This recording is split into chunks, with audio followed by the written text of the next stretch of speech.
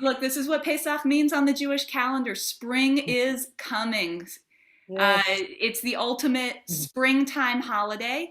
Mm-hmm. And we were talking about this at Shabbat services recently. Pesach is the anchor of the Jewish calendar. Pesach can only happen in spring, which keeps everything else in line. So we always have Rosh Hashanah in the fall.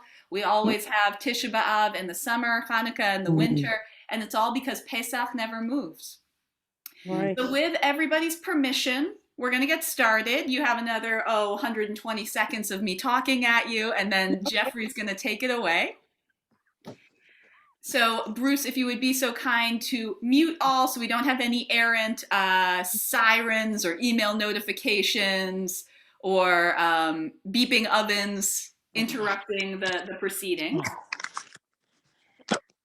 Today we're getting creative with our Pesach recipes. We are, as always, grateful to Jeffrey Miller, beloved CBS team member, son of beloved CBS team member, and fabulous cooks all, leading us through the preparation of our Pesach delights. So what does Pesach mean? Pesach is a Yiddish term, which unsurprisingly means Passover-ish. And we all know that we have to get extra creative when it comes to our Passover food. Why is that?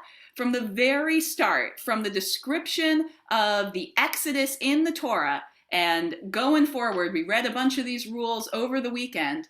There are expectations about what you do and you do not eat over Passover. Can anybody put into the chat what is a thing that you do eat over Passover? So put them in the chat or wave at me wildly and I'll call on you. We've got some positive commandments, which means do this, and some negative commandments, which means don't do this. Sarah May says brisket. You gotta eat brisket on Passover or you have not appropriately celebrated the holiday. Barbara Grindell got the, and so did Judy Frank. Torah definition, you have to eat matzah. That is the positive commandment. Do eat matzah. Why eat matzah? This is the thing that our ever so ancient ancestors, when they were on the way out of Egypt, rushing, there was no time to make leavened bread with yeast that would allow it to rise. So they left with this flat cracker-like substance. And even in the Torah, Passover is referred to as Chag HaMatzot, the holiday of the matzah. So what can you not eat on Passover? Put it in the chat or wave at me wildly. What are some of your favorite things that you're not going to eat on Passover? Judy nailed it. You are not going to eat bread. What are some other things that you're not going to eat on Passover? Pizza. It's very, very sad. Pizza is my personal. Passover is over, and now I'm glutening out. Larry's Ruglach. Yes, Larry's Ruglach. Have to wait until after Passover. Although I'm waiting for the Passover-friendly version any day now. All of these things, babka's a no, regrettably for Sarah and Rosie. Onion rolls have to wait. All of these things that have yeast in them. And the Hebrew word for yeast is chametz, any leavening agent that would cause your food to rise. And so there's a bunch of different fences that we put around this. In the Torah, it says just don't eat chametz, don't eat yeasty things. And so a lot of the things that we're putting into the chat, like donuts, well, that makes a lot of sense. You watch the thing rise in front of you, don't eat that.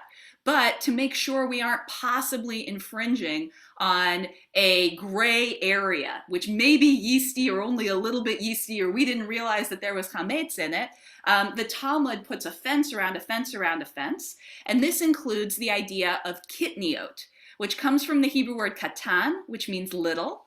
And these are kind of like the minor categories of things that can ferment and create a rising agent. And so kitniot, Carol is pointing out that like peanuts are kind of a gray area, especially when you get to New World ingredients, which the Talmudic rabbis and the ancient Middle East rabbis and all of our more Eastern Hemisphere Jewish communities had never heard from peanuts, had never heard from quinoa or any of this nonsense, there's a huge question mark. And so some people, to protect themselves from stepping into a gray zone, say, nope, I'm not going to eat any of that.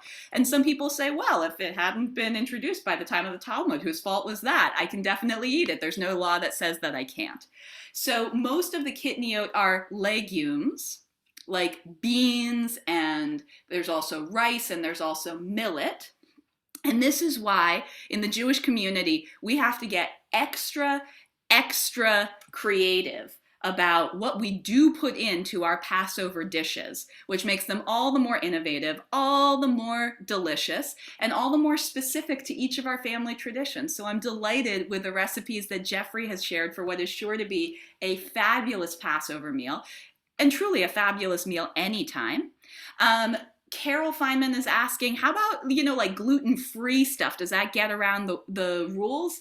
And the answer is that yes, it does, but there is a question of, in Hebrew we say kavanah. What is your intention? And maybe any of you who have been in the state of Israel over Passover has seen some really convincing Passover-friendly bread that's made with potato flour that's like delicious and squishy and basically tastes like any other bread you'd have at any other time of the year. And there are some people who are like, the whole point of Passover, it's like a barely over a week-long holiday where I'm eating something specific and I'm not eating something specific. I'm not going to do it. And there are some people who say, like, I can't possibly make it that long. Please, anything that makes this process easier. So there are plenty of people who just go with a gluten-free diet over Passover. That avoids most of the leavening agents, but you got to watch out for those kitniot. Although in different parts of the Jewish world, there are different rules about, is rice acceptable? In the Ashkenazi Jewish community of Eastern Europe, it is not. In the Sephardic Jewish community, Spanish-speaking communities like Spain, and Portuguese-speaking communities like Brazil and Portugal, totally okay. And you got to decide what's right for you. Some people they convert to being Sephardic over Passover. That is also a time-honored tradition.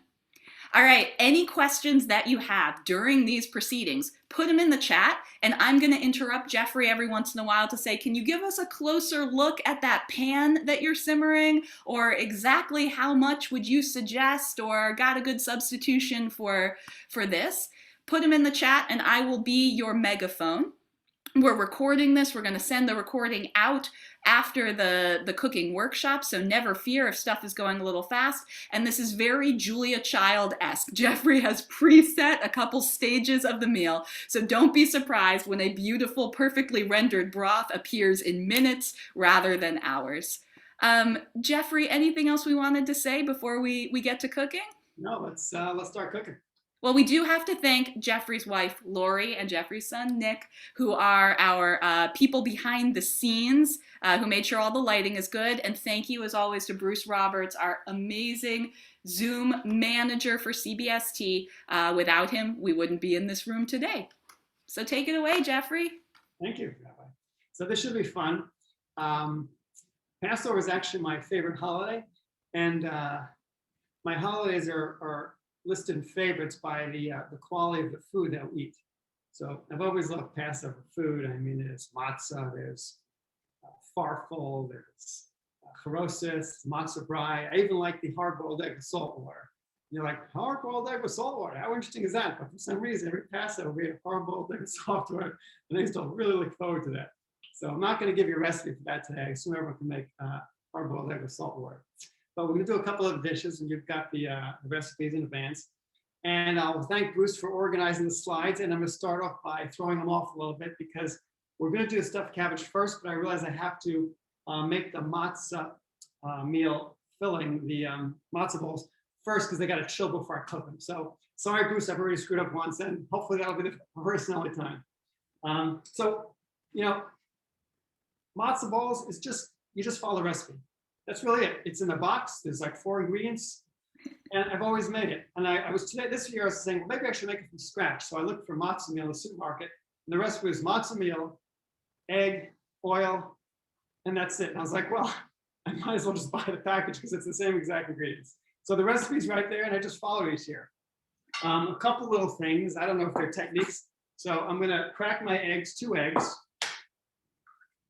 And I always like to add all my liquids first. When I have liquids and solids, any sort of mix, like cake mix, that type of thing. All your solids, all your liquids and all your solids, because that way the solids will more easily incorporate. So this is the olive oil.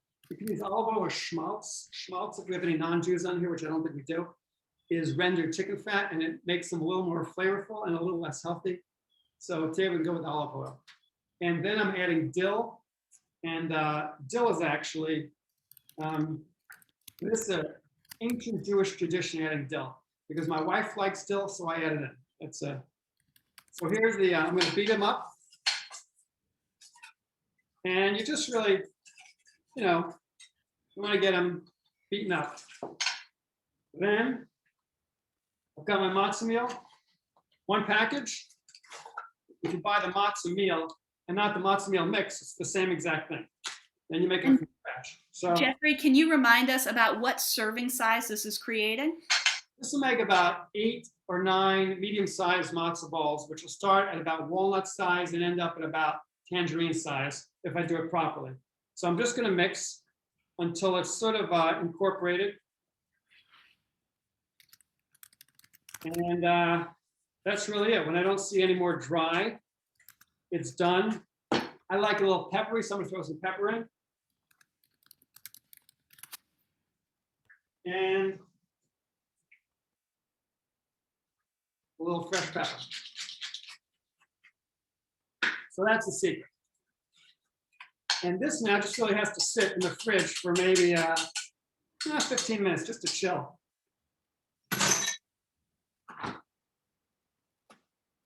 So now Bruce will go back to the regular scheduled program. So the first thing we're going to make, which was actually going to be the first thing, is the cabbage sauce. We'll do stuffed cabbage today. And I'm going to first saute some onions and garlic. So onions, garlic, and also fennel. I don't know if fennel is Sephardic or Ashkenazi. I kind of like to mix both. And we're going to use rice today. So for that, we're going to be Sephardic. So I'm going to get them in a pan and get them sauteing a little bit.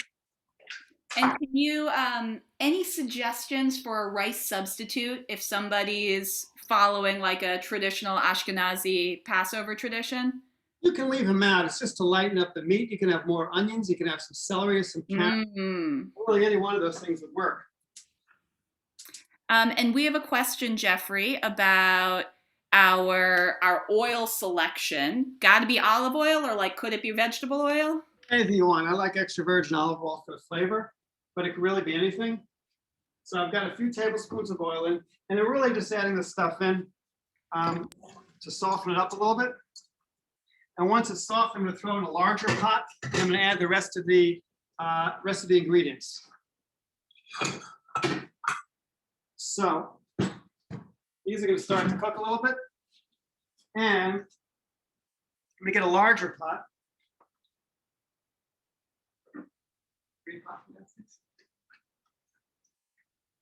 So these are going to soften. Now find the rest of the ingredients. Here's our big green pot, which will go on next.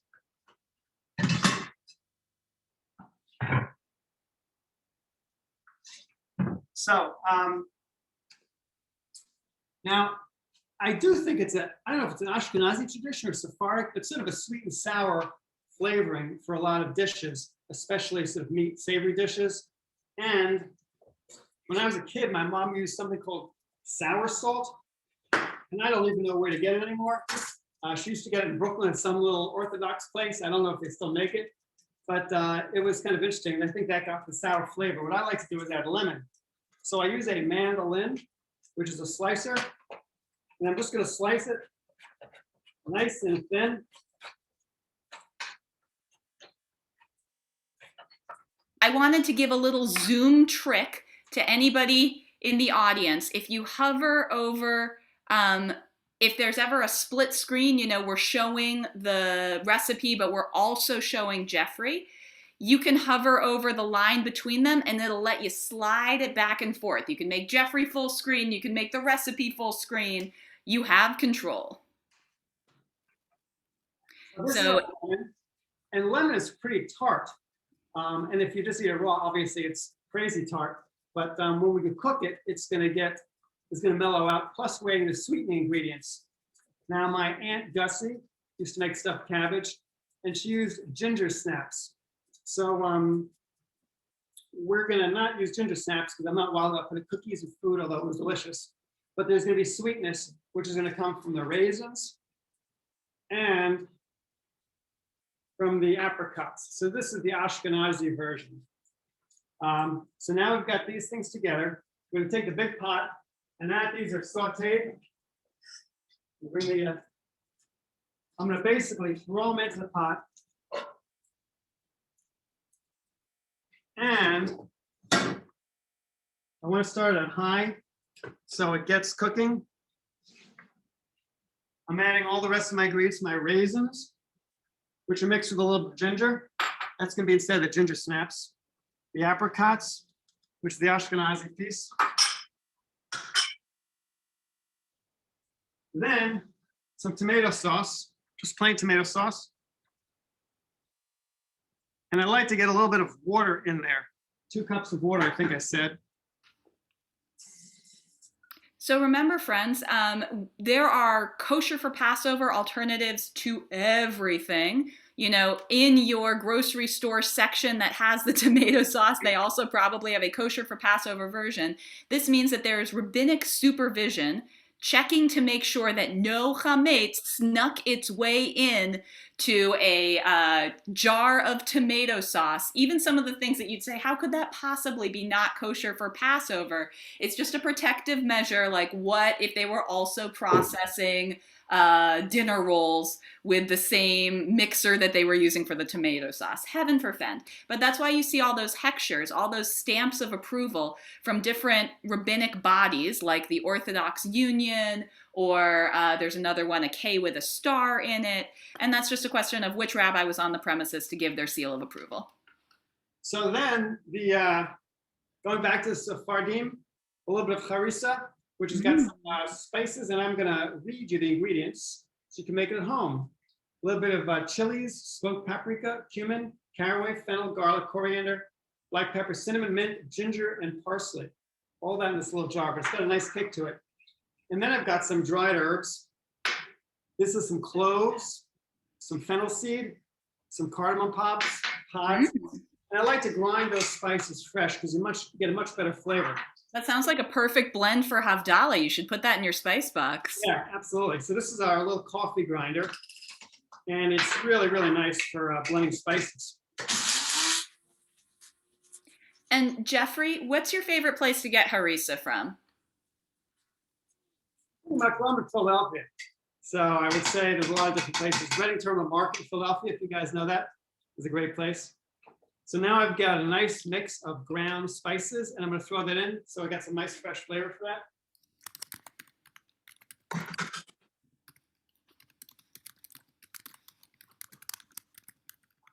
And a little bit of the harissa. It's a little bit strong, so maybe a tablespoon. I should make about a teaspoon or so. And we're going to give it a nice stir. I'm going to bring it to a boil, and then I'm going to simmer it. So usually I give it an hour. Today we'll give it about 45 minutes so we can get it on top of the cabbage rolls, and it'll cook more as it's baking with the cabbage rolls. And when you serve it, it's actually better the second day. Great dish to make early, and the next day you warm it up again. So that is the stuffed cabbage sauce. And we made the matzo ball mix. Now we're gonna make the broth because we're doing matzo ball soup. And well, so it's actually a Jewish Italian wedding soup. So I started with Italian wedding soup that my mother-in-law used to make, which is wonderful. And then I always love matzo ball soup. I'm like, what if we combined them? So that's what we're gonna have today. So I'm making the matzo ball soup, the broth first. And what I did was I thought it would be great. Well, you always boil the chicken for the matzo ball soup, and then what do you do with the chicken? It's like, well, you know, you can sort of eat it, and then you've got all those vegetables.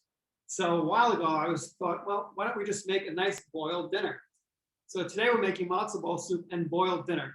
It's going to be boiled chicken with all the vegetables. So what I did is I cut all the vegetables into sort of bite-sized pieces. And tonight, after we make the soup and after class, we'll have boiled chicken with boiled vegetables. Well, horseradish is perfect.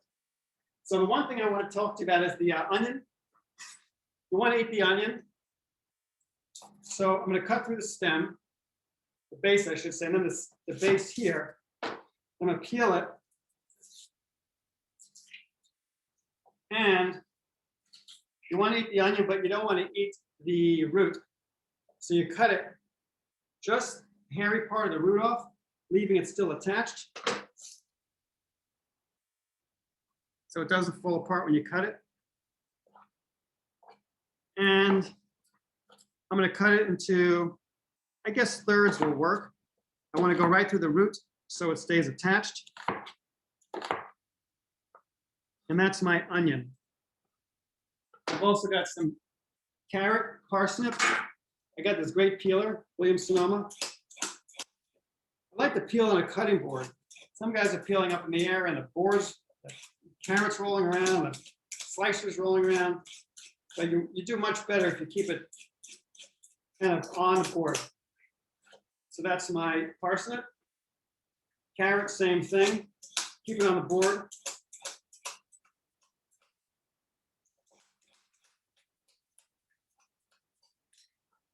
And I'll also tell you about my knives.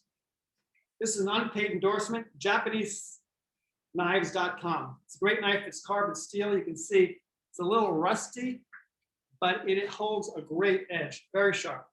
So that's why I always like this knife. You gotta be careful when you're cutting citrus because it'll discolor if you don't wash it right away. So I'm cutting the carrots into basically bite-sized pieces so that after the soup is done, I have some great vegetables, and that's the boiled dinner. So parsnip, same thing. Quarters. And celery, same thing. Not too many people eat boiled celery, but it's pretty tasty. So these are going to go in here with all the vegetables. We throw them in a pot. Now there's two options. You can either use water or you can use chicken stock and make what the French call double consommé, which has got a lot more flavor. But today we're just going to go with some water. Cold water. I want to cover it, no more than covering, about a gallon, because it'll cook down to about 2 quarts once it cooks for about 2 hours, and that'll be the stock. I'll also put some bay leaves in, and there's already some garlic and some crushed garlic. And then I'm going to simmer it. I won't do any salt or pepper just yet because I want to see how salty it is after it's cooked. So I'm going to put some couple quarts of water, gallon of water, and I'll turn it on. And so a person who was making a veggie or vegan matzo ball soup, they'd follow exactly all of these instructions so far. They'd skip the chickeny bits. But that's one of the magical things about matzo ball soup. It still tastes very, very good and much like the original, vegan. So some people, if you're making a vegan stock, which is great, you can use mushrooms and you might want to roast the vegetables. So toss them on a very hot oven, 400-degree oven, get them a little caramelized, and that with some mushrooms and a little nooch, which is like a yeast product. Actually, you probably can't have it. Not for Passover. When it's not Passover, if you want to make matzo ball soup, you can do that with a little nooch, and that'll give you a great vegan stock. So we're gonna get that water going. And Jeffrey, just keep in mind when you start shaping the matzo balls, I'll ask for binding advice if not using eggs. Yeah, good question. That'll be tough. I haven't researched that yet, so there are egg substitutes, I think. So just enough water to cover the stuff. The less water you have, the more flavorful the whole thing is going to be. So I'm going to throw that in. I'll put it on the stove. And we're out of space. Let's see. You need a big stove. All of us with New York apartments can empathize. All right, so we're going to bring it to a boil, and then later on I'm going to skim all this junk off the top. So now that we got the broth going, we're probably about ready to go back to the matzo balls. So they've been sitting in the fridge for about 10-15 minutes. I've got some water boiling in the back here. I'm going to swap them around.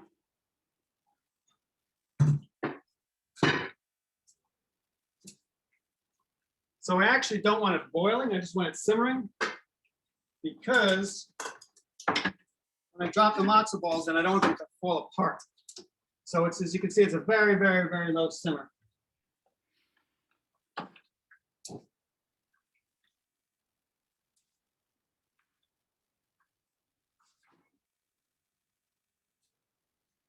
Now I take the matzah that's cold. It's been sitting in the fridge about 15 minutes, and it's pretty firm.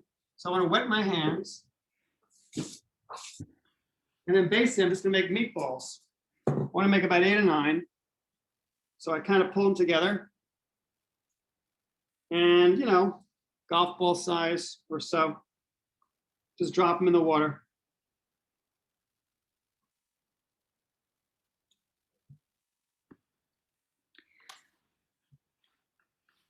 So for vegan or vegetarians who don't eat eggs, 2 suggestions I have heard for how to get your matzo balls to stick together. Number 1, if you don't follow kidney oat, bean water really can't be beat because it's got this lovely like starchy quality that really holds the round shape. Some people love matzo balls that kind of melt into the soup, and soda water is a great thing to use, and it also gives it sort of an aerated, fluffy quality.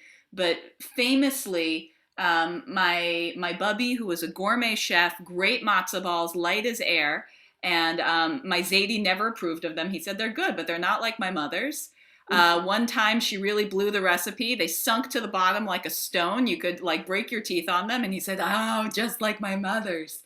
So everybody's got their own, what they're looking for out of their perfect matzo ball.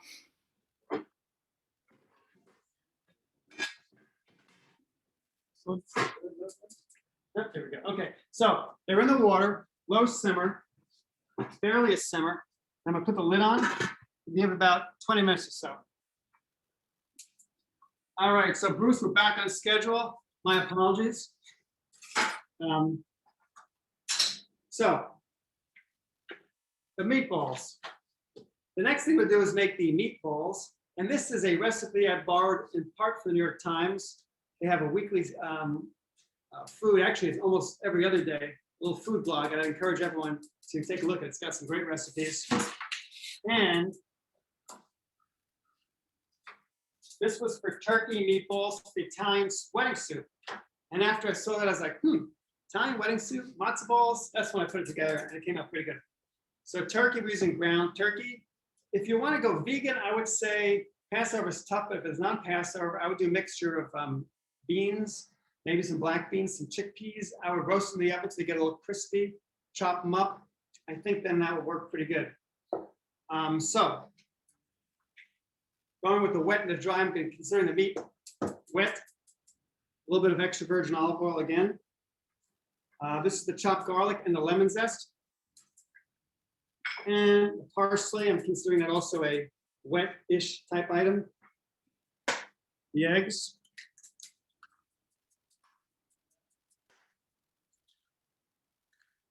And a little bit of salt and pepper. And then a touch of water. And that'll bind with the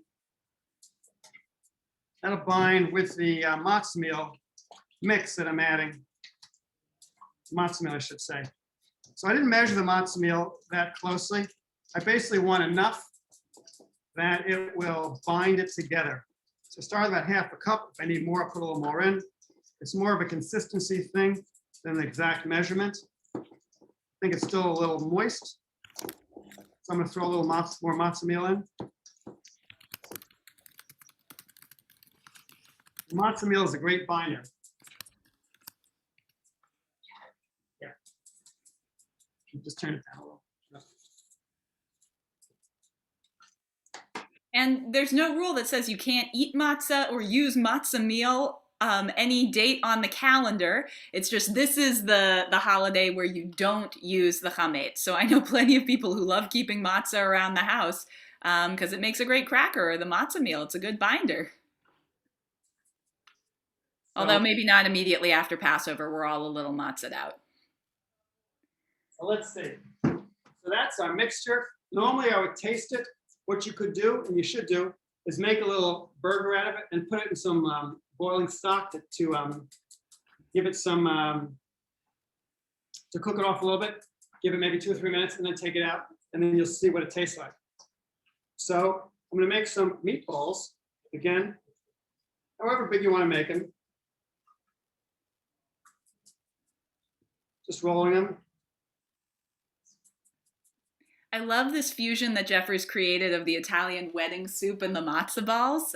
Jewish cooking is all about cultural fusion and creativity. And I can absolutely imagine, you know, on the Lower East Side, when these two distinct immigrant communities were mixing and melding in a melting pot, this could be a delicious after effect. I think that matzo balls and Italian wedding soup have been waiting to meet each other. So there's a couple of things you want to do next. You want to brown them. You could fry them in a frying pan to brown the outsides, and that works pretty well. You could put them in a broiler. The New York Times says put them in a broiler, but if you don't have a broiler, that's a problem. But since I'm a cook, I love fire. So I got a butane torch. I put this on, let's see, it was maybe $20 on Amazon. Little torch, unpaid testimonial. Turn it on. Thing of butane.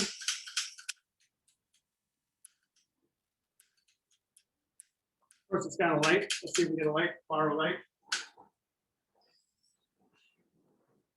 Okay.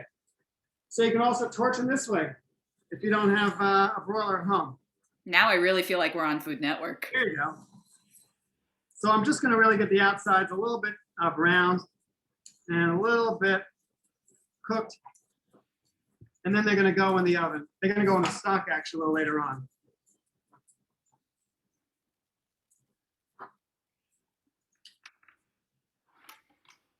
All right.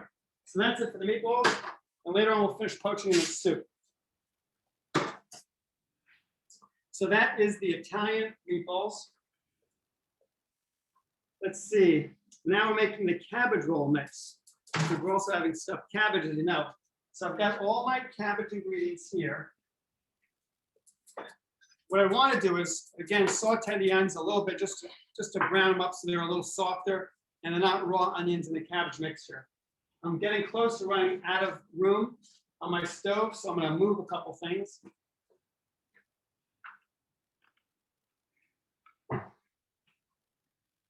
And I've got my big pot here. You want a heavy bottom pot so you don't burn your stuff. I used to always say stainless steel is better. Some people use aluminum, but aluminum you get oxidization, or it's oxidization, where things turn a funny color. So I try not to use aluminum. Just stainless is best. I've got it on the stove now. And again, back to the olive oil. We go through a lot of olive oil in the Miller household. We should report it directly. I mean, the amount we use. So that's going to go in. My onions and my ginger are going to go in. I'm sorry, not ginger, garlic. Some chopped garlic. Give it a little stir. And really just warming it up a little bit and sweating it so it's not too much raw onion. So the other ingredients now, we've got some rice, which we're okay with because we're doing Sephardic stuffed cabbage, a little ground beef, a little more matzah meal, another little splash of water, and dill again, as I told you, it's a Jewish tradition.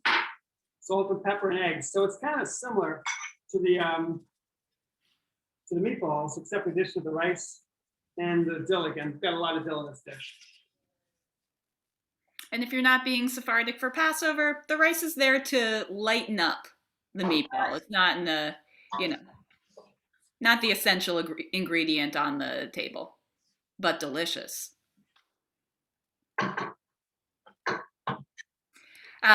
We have a start of a list of our favorite kosher for Passover foods in the chat. Please, everybody, put down what's your favorite thing that only comes out in the grocery store or on the table during Passover. Mine are definitely the coconut macaroons. So we got the onions now, they're a little soft, got rid of the raw flavor. I'm gonna throw in the cooked rice. I use basmati rice, use whatever rice you like. And we're gonna throw in that dill again. Stir it up.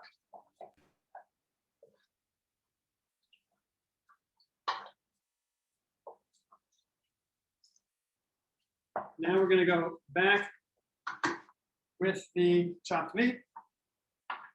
You can use a spoon if you like, but frankly, I like to use my hand because I get a better mix. We're all family here, and I had both my COVID shots, so I think it's safe. And my mother used her hands, and I'm still alive, so it was okay. So we're gonna throw in the eggs again.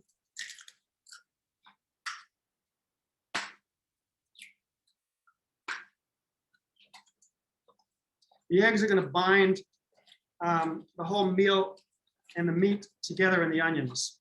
So that's the purpose of the egg. The rice is basically making it lighter, so it's not just dense meat, which is kind of what the onions do as well. A little salt and pepper. Again, I would probably, if I had more time, would probably make a little meatball out of this because I don't want to eat raw beef. I mean, you could, but I don't know. It's a little too risky for me these days. And lastly, the matzah meal. Again, enough to bind it.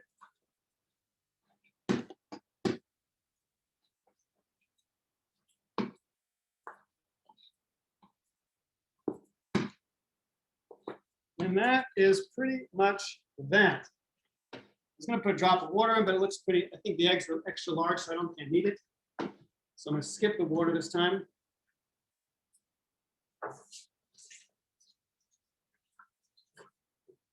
Now comes the other fun part, which is making the cabbage rolls.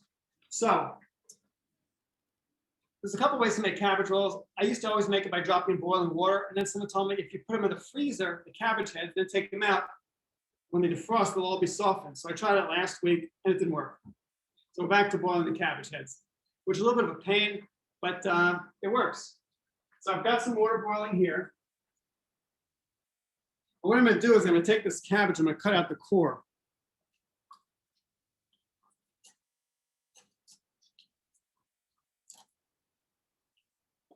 Now, fortunately, the first two leaves got soft already, which is great. So they're going to come right off.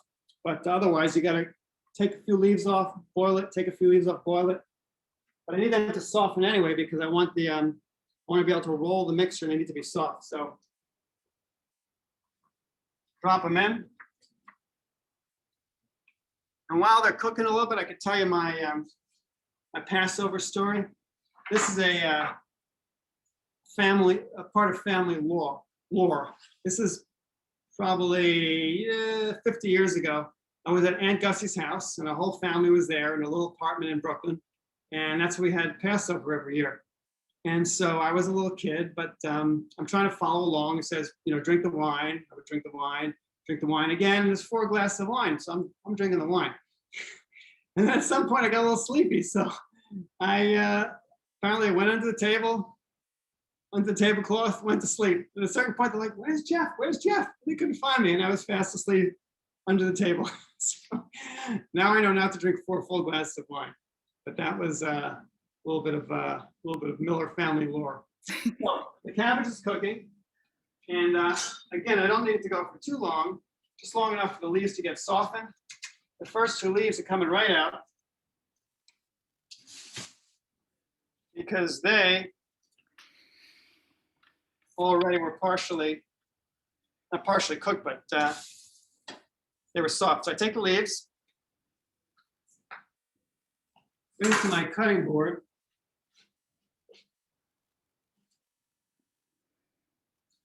Let's see. I'm only going to make a couple of these. So I'm going to put in a saute pan, but this is really just to show you guys how to do it. So it's now nice and soft. I've got it set up with the leaf, the base of the leaf closer to me.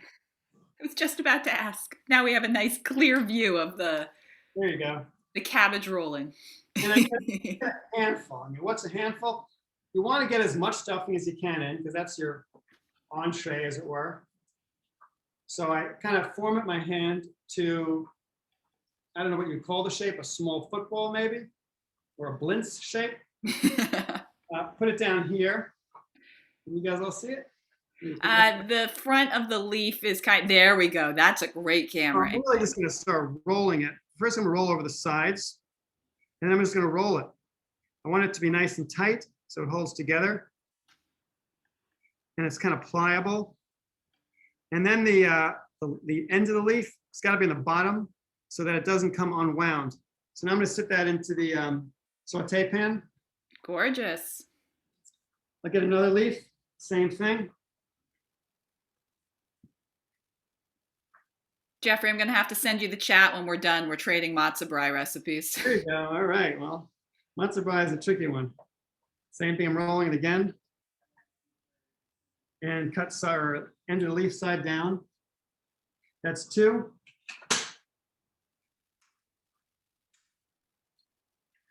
And so what do you think? Does every person eat 1 cabbage roll, or serving size is 2 or 3? Might matter on your family. I would say 2. Gotcha. Laura's a small eater. She'll have 1. Nick will have 3. There you go. No, just saying. So the tricky thing is pulling it back out again. So you can use a knife if you want to grab it. So I go to the end and stick my knife in, pull it out. This is the only dangerous part of the whole thing. Drop it back in.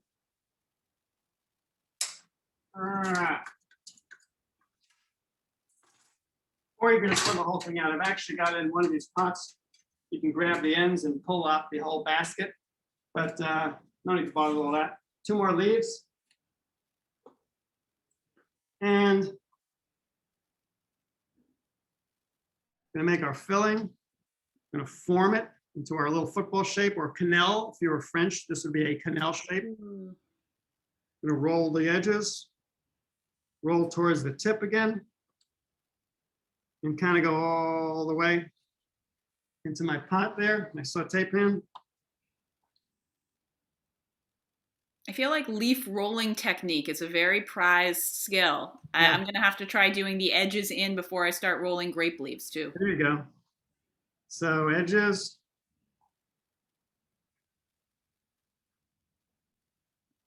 And I want to get every part of the long piece of the leaf so I can roll it. And as you get to the end of the cabbage, the leaves get smaller and smaller.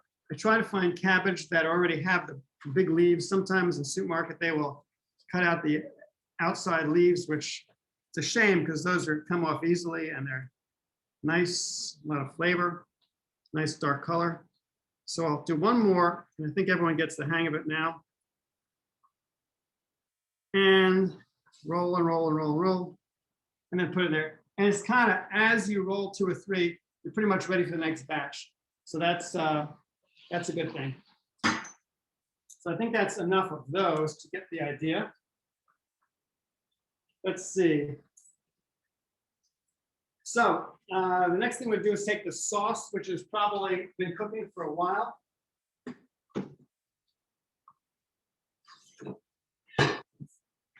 And can you smell it? It's delicious. We believe you. We're all salivating. So you get a little ladle or a spoon.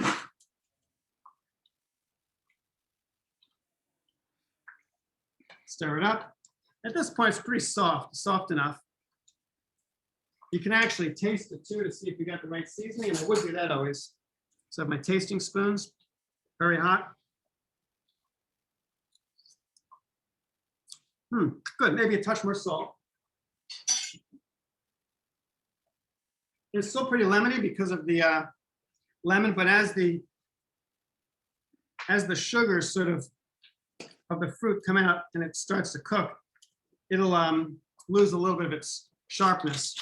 So pepper as well. I want a little more pepper. Fresh pepper is always great. I like to use white pepper.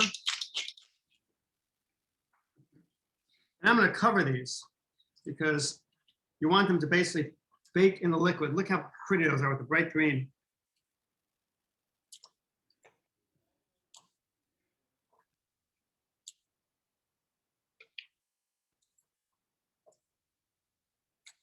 So what we'll do is later on, we'll put some foil over it. I'll ask my assistant Nick to grab me some foil, and we'll cover that foil and throw it in the oven. And later on, I'll make the rest of them.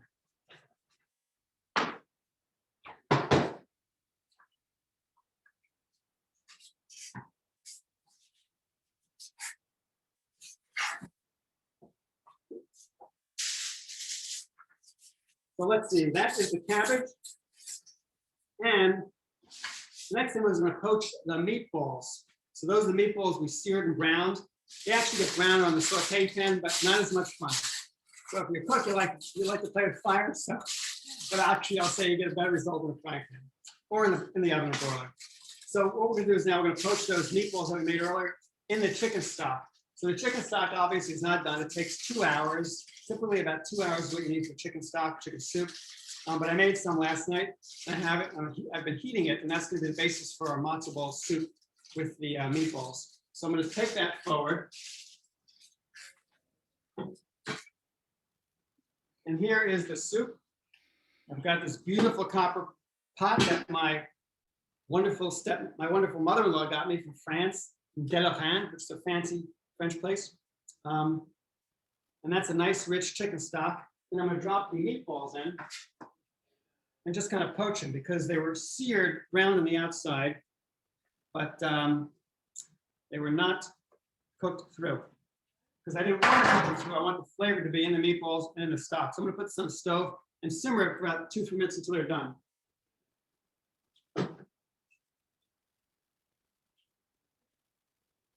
All right. So, clean up a little bit. Not too much. So the meatballs are cooking. And the last thing we'll do is make the charoset. And the charoset's got a great story. This is my mother's chopping bowl. This is one of the things she passed on to me, in addition to a love of cooking, is her chopped liver and her charoset bowl. And this is her chopper. I'm not sure what you call it. It says stainless steel. This thing's older than me. I've got some walnuts, which I toasted. And this actually is a great chopper because the stuff stays in the bowl. And this thing seems to fit the bowl perfectly. I'm not sure if it was made to fit the bowl. And then there's different types of charoset. Some people like coarse, some like fine. I guess I go with midway between coarse and fine. So I'm going to chop the nuts, say midway between coarse and fine. The other thing you could do is you could do it in a Cuisinart or food processor. And believe it or not, that works pretty good.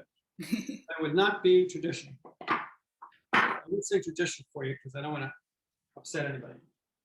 So charoset is one of these magical Jewish foods that exists everywhere on the globe. The ingredients might change a little bit, but it is an essential part of the Seder plate. It's not from the Torah, but it is from the Talmud, as early as the Mishnah. And the word charoset comes from the Hebrew word cheres, which means mud. So it's supposed to represent the mortar that was holding together the bricks that the children of Israel were creating in slavery. And it's supposed to balance out the bitterness of the maror, which a lot of people use horseradish for, but some people use bitter lettuces or green onions, depending on where in the world you're from. And you're supposed to, according to Rabbi Hillel, put them in a sandwich on your matzah so you taste the bitter and the sweet. But the charoset that Jeffrey is making today is a very Ashkenazi and also a very American charoset. How can you tell? Because where does the major fruit grow on the tree? In America, we would use apples. We've got apples everywhere, but a little less commonplace in Sephardic countries. And that's where you might find more dates and oranges in your charoset. In Suriname, they use coconut in their charoset. You can use apricots, basically any fruit that you find growing on the tree. And we'll talk a little bit more about the other ingredients when we get there. All right, so that's our apple. As you can see, I did a nice chop, not too fine, not too coarse. Again, if you're lazy, just throw it in the Cuisinart, pulse it on and off, and you got it pretty quickly. But if you're lucky enough to have a mother who passed on this to you, then you're in even better shape. So that's my apple. It's roughly 2 parts apple to 1 part walnut. But again, it's to your personal flavor. I called for lemons, but I decided that I would use a lime instead because this is a very local lime. Maybe they can show you where the lime came from. If we can have a little bit of a text for you. Oh my goodness, taking this seriously, the fruit off the tree where you live. Wow. That's pretty amazing. And I love the sort of under theme of lemons and limes that are running through this entire meal. Exactly. So now I'm just sort of showing off the lime. But anyway, it's a great lime, very juicy. So I usually use lemon juice, but since I had some limes that were finally ripe, I've got some lime juice. So we'll use 2 very small limes, lime halves. So again, it's sort of a sweet and sour, which I think runs through a lot of this cooking. And that's the sour. The sweet will be the honey. And I have, ingredients and measurements, but it's really to flavor. And I'm going to taste it and see how it is. A little pinch of salt. So this is also my mother's cinnamon. You can tell how old it is. I think it's older than Nick. It's from Food Town. I think Food Town no longer exists. So a little cinnamon. And I was going to do cloves. I didn't have cloves. Allspice is pretty close. A little allspice. She didn't use allspice, but I like to spice it up a little more. So put that in. And let's see, then my mom used kosher wine. This is an Italian dessert wine. And I tried it. I want it to be, she used Manischewitz, but then it got a little dark. So I'd rather go with a light colored wine. And so it is traditional that charoset be sweet flavored. So the wine tends to be sweet. It can be like unbelievably sugar loaded like Manischewitz. It can be a little less sugar loaded. But wine is not necessarily an essential ingredient in charoset. Jews of Arab lands that were ruled by Islamic caliphates do not use any alcohol in the creation of their charoset. It wasn't a cultural norm because these were cultures that prohibited the drinking of alcohol. So that's another way to see where your charoset recipe might have originated. Nick, you want to be the taster? We're jealous. Good? Not bad? All right. So, and the lemon juice, I will say, the purpose of that is also to keep the apple from turning brown. Yum.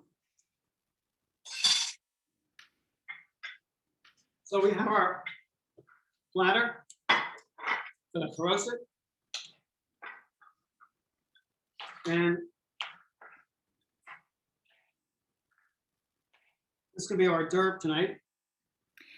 It's said that, so the idea of the Seder being this multi-course meal was based on the cultural ethos of the time.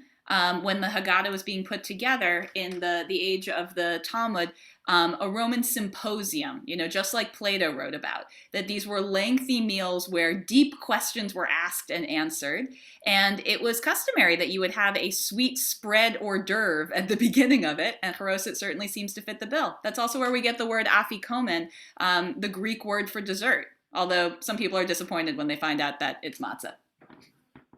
So now we're going to go back to the soup. The meatballs have been cooking for about 2-3 minutes. They're probably close to done.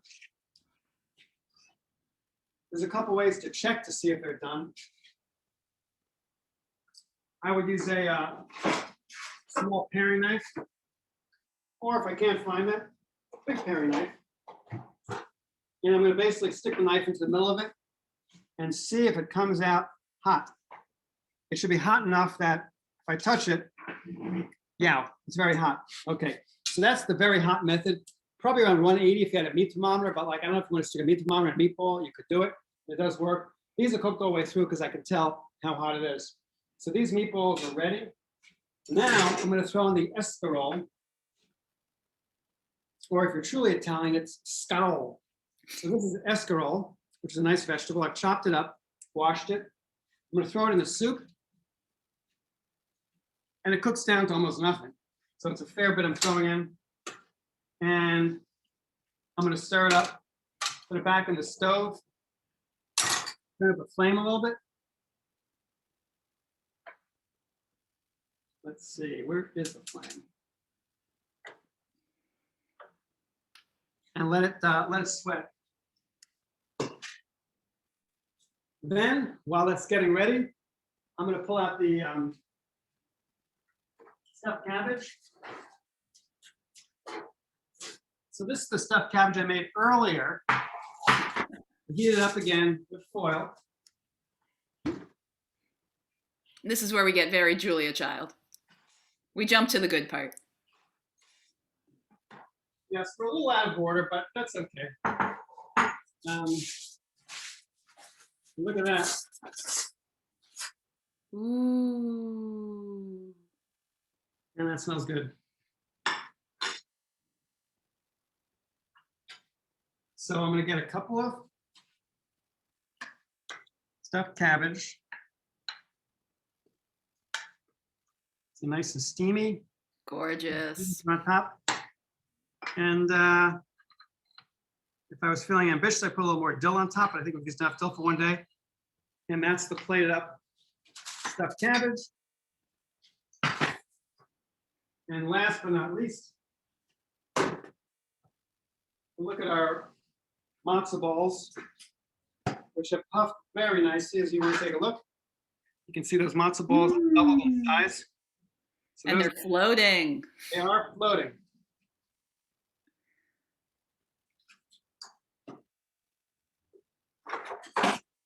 So I'm making a very big bowl, just a demo.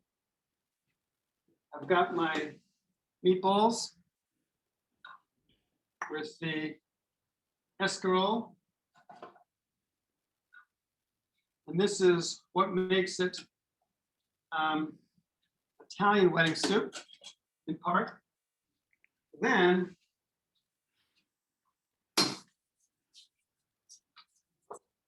I add my matzo ball, which makes it Jewish Italian wedding soup. And last but not least, a little bit of chopped Italian parsley. Stolen from the Seder plate, no doubt. Exactly. And a little bit more of that extra virgin olive oil. So beautiful and green. And that is that. Dinner is served. Delicious. So does anybody have any questions for our brilliant chef? You can put them in the chat, or Bruce, if we could move to a gallery view so I could see if anybody's waving at us. Yeah, we could talk if they want. We definitely want to thank all of the brilliant sous chefs and camera operators who made this class possible from all its glorious angles. We especially like Nick's sweatshirt. What can we say? It's a family effort. We eat like this every night, and I'm not kidding. Most nights. I'm sure you never ever have pizza or matzah pizza. Now, if you're not keeping kosher, some people will throw a little Parmesan. Of course, I myself would never do that. But a little Parmesan on top, if you're not kosher, can be done. We embrace all kinds of delicious Seder meals at CBSD. Yeah, I have a question, if Please, I may. Barbara. Yeah, hello, everyone. I have a question. And Jeff Miller is wonderful, I must say. It was so entertaining and just so special. But why would you put rice and matzo ball in your the meat that you're making? Rice and matzo meal? Well, Yeah, this is just to lighten it up so it's not just a solid block of meat. right. And probably back in the day, meat was expensive. So That's people would right. stretch meat by having some rice. Uh-huh. And it's tasty. And then the purpose of the matzo meal is just to sort of bind it together. So the egg and the matzo meal form like a, it'll bind it so it's nice and it's going to be pretty. You can slice it thin and it won't fall apart. It's Very like a good. savory version of charoset. It's the mortar Exactly, that I keeps know it. everything together. And by the way, there's one thing I want to ask. Can you buy charoset someplace? Because I know when I go to Temple Emmanuel and sometimes even the Actors Temple, they do charoset that's wonderful, especially Temple Emmanuel. Where can you get great charoset? You know, it's so easy to make and it's so perishable that, I mean, literally, if I was going to do that in the Cuisinart, I could probably do it in under a minute. I just throw Oh, the really? zip, zip, zip, throw the walnuts in, zip, zip, zip, mix them together with your honey. But or, we do have a suggestion if you're New York local and looking to outsource your charoset. Bruce, our CBST tech says you can't beat Zabar's. Oh, God bless you. Thank you so much. Additionally, we have a Thank you. question about, nut allergies. Is there a substitute? Charoset does not need to have nuts in it at all. It is not an essential ingredient. And if Okay. you look especially for anything described as a Sephardic charoset, which uses something like a date, which is way more sticky, it doesn't need the nut as a binder. So that's a good place to start looking for nut-free charoset. Yeah. Okay. I made a Good few to know. Thank you. dates. Years ago, I made with dates and apricots and raisins. It was pretty good. And I added some cardamom. It was a very Sephardic version. I think I used pistachios, but you can leave the nuts out, as the rabbi says, and it was delicious. So just a slightly different region of the world. Very good. Very good. Other questions, friends, or anybody else who wants to say hello and extra early Chag Sameach? Yeah. Well, we want to wish everybody a Chag Kasher v'Sameach, that it's, kosher to your standards, and more importantly, that it is fitting and delicious and sweet as you bring in the Chag HaMatzot this year. May Passover come to all of us with blessing. If you're looking for a Seder, CBST is hosting one on the first night of Passover. Everybody is invited. You do not need to be a CBST member. Registration materials are on our website, and there is no set ticket price. If you are looking for second Seder, we can match you with a couple of small Sedarim within our community if you're a CBST member. And out at the Manhattan JCC has an awesome queer Seder that they do on the second night of Passover every year. And finally, if you love watching Jeffrey cook, which I definitely do, we have plans in store for Pride this year. So keep an eye. Oh, great. Thank you, Rabbi. Rabbi, thank you so much. Of course. Judy, did you have a question? Here, let me ask you to unmute. There we go. Wondering, Jeff made for Rosh Hashanah the vegetarian chopped liver. Yes. It was delicious, and now I can't find what I did with the recipe. I was trying to figure out how to do that. Again, it's very simple ingredients, not a complicated recipe. Again, chickpeas is what I've used. Roasted them, canned and then roasted, so they get a little bit of a crust, so they have some consistency, don't turn to mush. Coarsely chopped, grated raw onion, chopped egg, salt and pepper, olive oil or whatever oil you like. That's pretty much it. Do it to taste. Okay, that's what I thought. And it is delicious. It might not be as good as Sarah Richardson's friend who uses 3 different sorts of liver in her chopped liver, but it will definitely suffice. And listen, friends, if you've got suggestions for what we should be making for high holidays this year, I can run them by Jeffrey. Okay. All righty. Thank you, Jeff. Thank you, Lori and Nick. Thank you, Bruce. And thank you, everybody, for joining us tonight. Thank you so much. Thank you. I applaud you all. God bless you. Thank you. We will send out the recipes and the recording as soon as we get the whole recording processed, and you can press play anytime over the 8 days of Passover, or 7 if you're a Reform observant kind of person, or in the land of Israel. Have a marvelous, marvelous holiday, and see you at CBST really soon.